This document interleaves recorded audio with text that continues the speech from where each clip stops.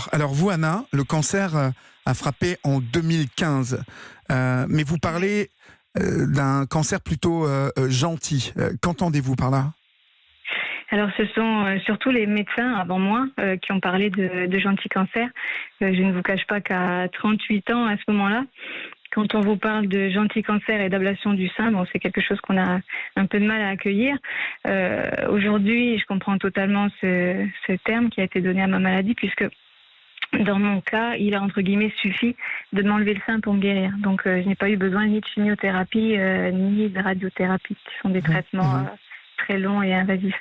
Après le diagnostic, Anna, dans quel état d'esprit étiez-vous ? Est-ce que on est prêt à affronter des moments difficiles comme ça, parce que on entend beaucoup parler de ce cancer du sein, et lorsqu'on est une femme, on sait que ça peut arriver un jour.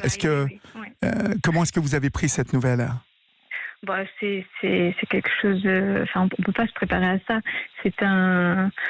Ça fait terriblement peur. Le mot cancer, c'est un mot qui est terrifiant. On a beau vous expliquer ce qu'on va vous faire, on passe dans un monde complètement inconnu et effrayant, où on ne maîtrise rien et où on ne sait pas ce qu'on va devenir, jusqu'où ça va aller ou quand ça va s'arrêter. Moi, je crois que le plus important pour moi, c'était qu'on me guérisse, peu importe le prix à payer. Donc, je me suis pas attardée sur ce qu'on allait m'enlever, mais plutôt sur ce qu'on allait me mettre à la place, en fait. On dit que le mental, dans ce type de maladie, lorsqu'on affronte cette épreuve, est à 70% important pour la guérison. Qu'en pensez-vous ? Oui, je suis complètement d'accord avec ça. Le mental, c'est la vie.